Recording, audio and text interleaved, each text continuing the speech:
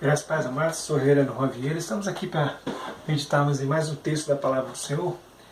O texto está na carta de Paulo aos Gálatas, capítulo 5, apenas o versículo 22 até o versículo 26. Vamos ao texto, diz assim: Mas o fruto do Espírito é amor, alegria, paz, longanimidade, benignidade, bondade, fidelidade, mansidão, domínio próprio. Quanto a essas coisas, não há lei. Os que são de Cristo Jesus crucificaram a carne com as suas paixões e concupiscências. Se vivemos no Espírito, andemos também no Espírito. Não vos deixemos possuir de vanglória, provocando uns aos outros, tendo inveja uns dos outros. Amados, o apóstolo Paulo, nessa carta aos Gálatas, alguns falam assim, porque Paulo ele usou de chicote, para chicotear os irmãos ali. Não foi isso, tá? Na verdade, é uma carta que nós podemos dizer que Paulo corrige alguns pontos importantes, e porque os irmãos ali estavam com a tendência realmente de voltar para um cristianismo misturado com o judaísmo, e na verdade é a ideia de viver na carne, Então Paulo chama atenção, no capítulo 1, versículo 6, aí Paulo fala: admira-me que estáis passando tão depressa daquele que vos chamou na graça de Cristo para outro evangelho. Então Paulo chama atenção nesse sentido. No capítulo 3, versículo 1, Paulo fala assim: ó Gálatas insensatos. As pessoas falam, porque ele chamou de insensatos. Mas se nós formos olhar aqui, Paulo fala assim, ó Gálatas, a ideia de Paulo assim, tipo assim, uma palavra de sofrimento dele, vocês estão fazendo isso, quer dizer, não é chicote, Então as pessoas elas interpretam de forma realmente errada, Fala que eles são insensatos, quer dizer, lamentando a insensatez dele. E o versículo 3 fala assim: sois assim insensatos, que tendo começado no Espírito, estejais agora vós aperfeiçoado na carne. Então o que Paulo fala? Vocês começaram a obra vivendo no Espírito, e agora eles estão vivendo na carne. Então esse é o lamento de Paulo. Paulo, na verdade, escreve essa carta para corrigir. Ele lamenta, e está tentando realmente corrigir os irmãos ali, naquele momento. Então nós vamos trabalhar o primeiro ponto, a ideia de que viver no Espírito e andar na carne. E o versículo 25 fala exatamente sobre isso. Versículo 25: se vivemos no Espírito, andemos também no Espírito. O problema é que eles estavam vivendo no Espírito e estavam andando na carne. Então essa é uma crítica de Paulo, que Paulo faz, mas na verdade é uma crítica para tentar trazer a ideia de uma reflexão, para refletir. Tipo assim, viver no Espírito, mas andar na carne. E como que seria essa ideia de viver no Espírito aqui? Viver no Espírito é a ideia de que eles serão salvos, povo de Deus, é uma carta para os irmãos, ao povo de Deus, que já tinham passado pelo processo de reconciliação em Cristo Jesus, já era uma habitação interior do Espírito Santo. Quer dizer, a parte de Deus estava correta, estava feita no coração deles. Deus fez, eles viviam no Espírito porque Deus chamou eles para viver no Espírito. O problema é a atitude deles, que a partir do momento eles estavam andando na carne, vivendo no Espírito, quer dizer, Deus acolheu eles, foram selados. Mas agora, na hora deles andarem, terem sua vida cotidiana, demonstrando esse amor de Deus, eles passavam a andar na carne, tendo práticas de quem anda na carne. Então Paulo faz essa observação. Paulo fala no versículo 26, diz o seguinte: não vos deixemos possuir de vanglória, provocando uns aos outros, tendo inveja um dos outros. Então alguns até batiam no pé: eu sou cristão, eu sou filho de Deus, eu não sou como os demais, Então lembra muito aquela postura, dos escribas e fariseus, sacerdote, uma religiosidade onde que eles se achavam melhor que os outros, E Jesus, sendo o próprio Deus, chegou ali. Jesus andava com pecadores, acolhia as pessoas, Jesus, o tempo algum, Jesus ele se mantinha longe das pessoas, ao contrário, ele no meio das pessoas e realmente estava junto com todas as pessoas. Então uma religiosidade aqui era uma religiosidade muito estética, embora eram filhos de Deus, mas tinham uma religiosidade estética. Então Paulo chama atenção, para que eles pudessem, na verdade, viver e andar no Espírito.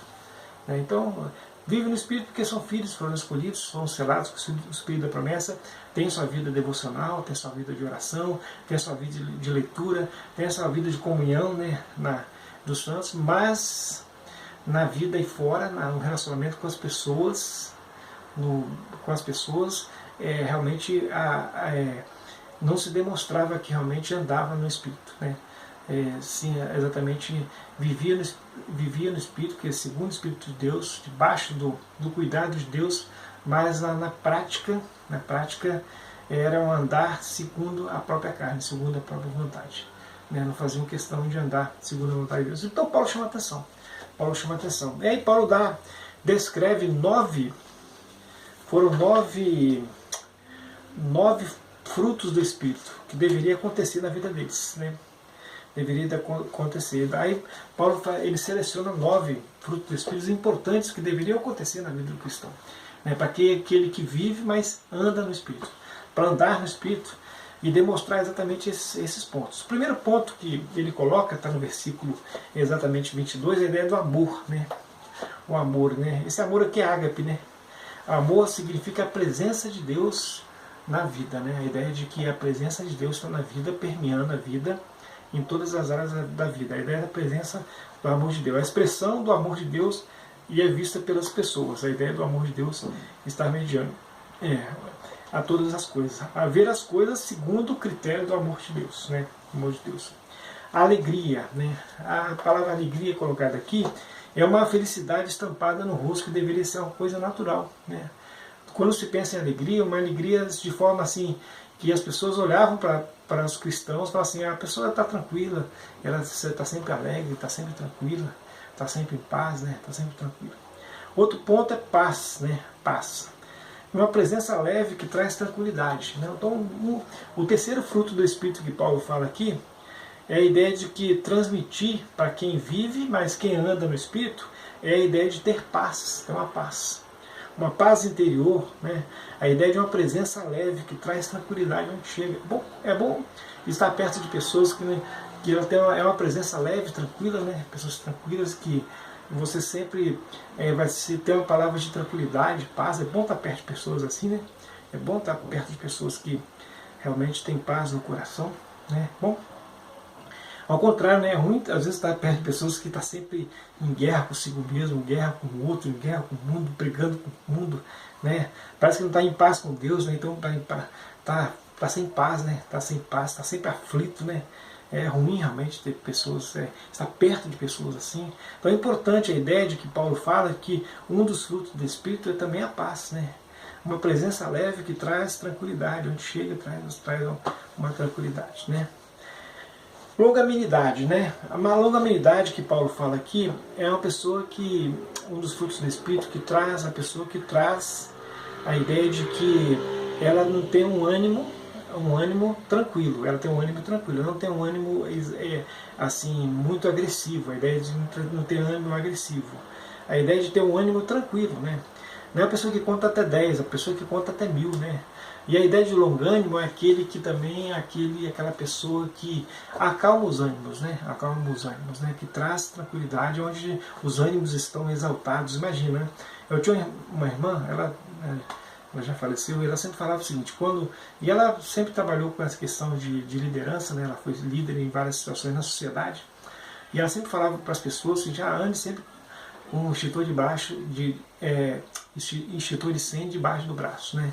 Onde você vê situações que as pessoas estão conflitando, e não estão resolvendo as coisas, e você sempre seja uma pessoa que esteja com um extintor para poder acalmar os ânimos. Então o longânimo é aquele que ele realmente tem a tranquilidade, ele não se irrita com facilidade, né? Ele não se irrita com muita, ele não é agressivo e automaticamente ele traz uma tranquilidade, ele acalma os ânimos. O longânimo acalma os ânimos.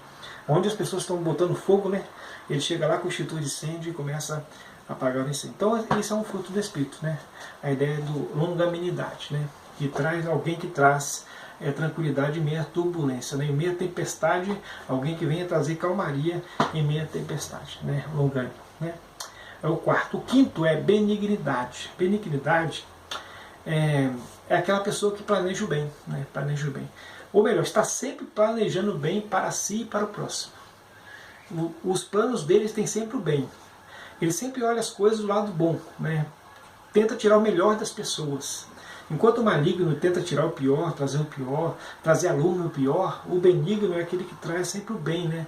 Trazer o melhor das pessoas, né? Então, essa é a ideia do benigno. Às vezes o maligno justifica, tem que trazer as coisas para poder mostrar e tal, para corrigir, mas geralmente tem um tom de maldade por trás dessa ideia, né?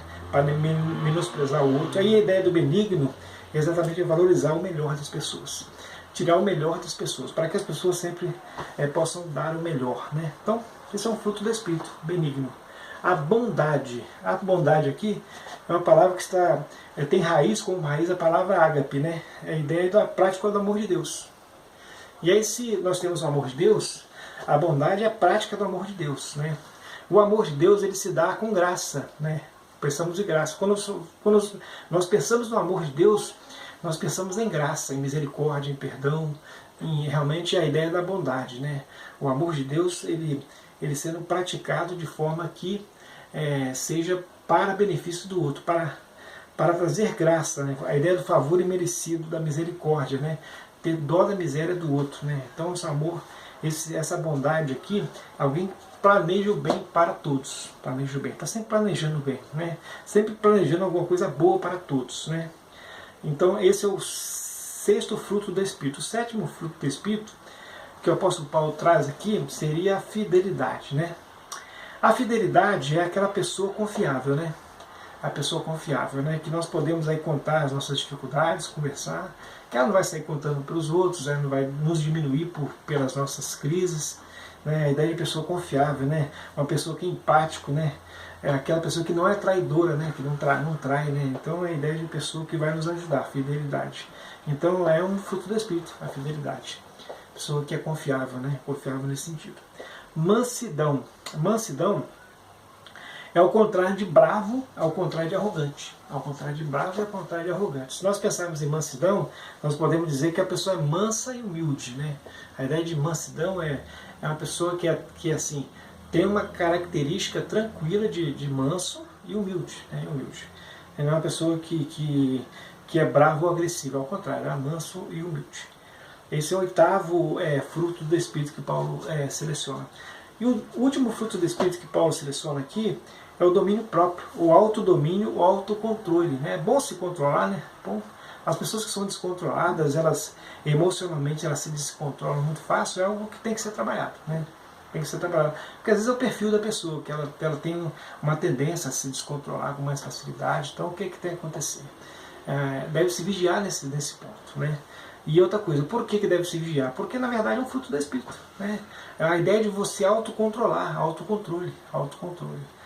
Controlar as emoções, controlar a euforia, né? Controlar a tristeza, né? Porque chega um ponto que se não houver um controle pode se tornar patológico, né? Precisar de ajuda. Então, amados, essa é a colocação que Paulo vem fazendo para nós, né? Os frutos do Espírito, né? Que é na verdade viver no Espírito, mas andar no Espírito. E andar no Espírito é demonstrar os frutos do Espírito para as pessoas que estão próximas de nós. Se viver no Espírito é Deus que fez por nós, e andar no Espírito é nossa relação com as pessoas em volta de nós.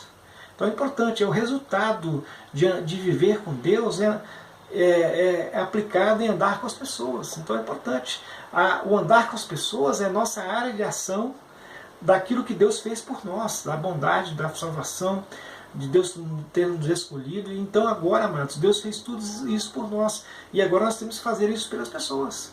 E exercer esses frutos do Espírito. Se nós formos olhar, é tudo que Deus fez por nós. Era amor, alegria, paz, longanimidade, benignidade, bondade, fidelidade, mansidão e domínio próprio. Se nós formos olhar para Jesus, Jesus se enquadra totalmente dentro desse contexto, né? Nós vamos ver no decurso da história de Paulo que ele foi aprendendo todas essas coisas, né? O próprio livro dos Atos Apostólicos registra que vários pontos aqui, Paulo ele teve problemas, né? Ele teve que se corrigir. E ele escreve essa carta aos irmãos lá aos Gálatas para que eles possam se corrigir. E quando olho para esse texto, nós olhamos para esse texto, nós podemos entender que ele serve para nós hoje também, Entenda que um texto ele fala primeiro para quem está, né, quem estudou, né, fala para o pregador, para quem está ensinando, né, e fala para todos nós, né. Então vamos fazer uma aplicação aqui para nós fecharmos esse texto. A aplicação que nós podemos fazer é o seguinte: é importante nós vivermos, né, com o Senhor, né, nossa vida de oração, de leitura da palavra, de irmos à igreja, de termos uma vida devocional, uma vida litúrgica, isso é importante, uma vida com Deus, né, viver com Deus. Mas também é muito importante nós andarmos, né, andarmos com Deus, ou vivermos no Espírito. Assim como nós vivemos no Espírito, é importante nós andarmos no Espírito. E andar no Espírito, ele está relacionado às pessoas que estão em volta de nós. E é comum pessoas que já começaram, já tiveram a carreira cristã, né, durante a vida e tal, e aí estavam no Espírito Santo, né, estavam no Espírito, e de repente começam a viver na carne, né, e começam a andar na carne, vamos dizer assim, começam a andar na carne, e aí já não começam a demonstrar mais os frutos do Espírito. Então, amados, é importante nós pararmos e fazermos uma reflexão. E quando eu olho para o texto de Gálatas, é um texto que sempre traz a reflexão, que Paulo trabalha com muitas reflexões aqui, porque havia muitos problemas na Galácia, havia muitos problemas, e Paulo traz a reflexão muitos pontos importantes, e esse aqui é um ponto importante, que nós devemos observar e pensar nos nossos dias de hoje, se nós estamos andando no Espírito, ou se nós estamos andando na carne. Então, os 9 pontos aqui, amor, alegria, paz, longanimidade, benignidade, bondade, fidelidade, mansidão e domínio próprio, nos dá um parâmetro, nos dá um padrão, né? Um padrão tão importante para os nossos dias de hoje. Entenda que o testemunho, esse aqui, na verdade, é um parâmetro para testemunho, para a nossa vivência com as pessoas em volta de nós, seja na própria igreja, na família, no trabalho, na casa, em qualquer lugar. Se nós demonstramos tudo isso aqui, se nós conseguimos demonstrar tudo isso, se nós estamos observando todos esses detalhes, nós estamos dando um bom testemunho. E as pessoas vão olhar para nós e falar, poxa, eu quero ser como você. Eu quero ser cristão como você é cristão. Porque você faz a diferença com amor, você faz a diferença porque você tem alegria estampada no seu coração, na sua face, você faz a diferença porque a sua presença traz paz, você faz a diferença porque você realmente não se irrita com tanta facilidade, é tranquilo, está sempre trazendo assim, um momento de paz em meio às crises, você sempre está planejando o bem para todos nós, o seu coração demonstra realmente a bondade de Deus. Você é uma pessoa fiel, que eu posso confiar. Você é manso, uma pessoa tranquila, não é arrogante, não é uma pessoa brava, né? E você é uma pessoa que tem um autocontrole, consegue se dominar, tem um autocontrole. Então é importante isso, amados, é importante. Então é uma reflexão que nós devemos sempre fazer, né? Todos nós devemos fazer, né? Pastores, presbíteros, diáconos, líderes de igreja, todos nós devemos sempre fazer, membros da igreja, qualquer tipo de pessoa que é cristão deve estar sempre, de vez em quando, voltando esse texto, dando uma olhada para ver se realmente já está saindo da graça, né? Já está partindo da graça para um outro evangelho, ou se está se mantendo na graça, se mantendo dentro do evangelho. Então Paulo chama a atenção nesse sentido, mas ele chama a atenção com amor para nos ajudar, para que nós possamos cada vez mais demonstrarmos o amor de Deus através das nossas vidas. Que Deus nos abençoe, nos ajude. Né? É um padrão assim, é um padrão bom, é um padrão alto, mas isso pode ser feito, ser realizado na presença de Deus e falar assim, Deus me ajude a ser um cristão verdadeiro, nem só de vivência contigo, mas também em relacionamento com as pessoas, e que eu possa dar esse bom testemunho, né, de um cristão verdadeiro, e que as pessoas possam olhar para mim e falar assim, eu quero ser cristão como você. Que Deus nos ajude, nos abençoe a sermos cristãos no nosso tempo, para impactar a sociedade no nosso tempo, não com força, não com palavras de verdade, como se diz. A Bíblia é a verdade, mas aquelas palavras fortes, né? Mas impactarmos sim com o amor de Deus. A grande verdade é que o Evangelho, na verdade, é o amor de Deus, a salvação para todo aquele que crê, é a salvação eterna. Então, amados, se Deus vai corrigindo, né, as pessoas, à medida que elas aceitam Jesus, vai nos corrigindo com o tempo. E esse texto vem trazendo realmente essa correção que nós precisamos, né? Nós precisamos para que o amor de Deus, que excede todo entendimento, possa fluir em nossos corações e atingir, alcançar as pessoas, que o nosso bom testemunho possa realmente ser algo que vá despertar no coração das pessoas o interesse pelo Evangelho, o interesse por nosso Senhor e Salvador Jesus Cristo. Quando eu olho para esse texto, eu penso o seguinte, Jesus ele era o próprio Deus. E ele se esvaziou de si mesmo e veio andar com pecadores. E aí, amados, o que ele fez? Ele fez um bom testemunho. Né? Ele poderia ser arrogante, eu sou Deus, eu posso... Né? Ele chegou, não, ele chegou, andou com pecadores, ele acolheu pessoas, ele abraçou pessoas.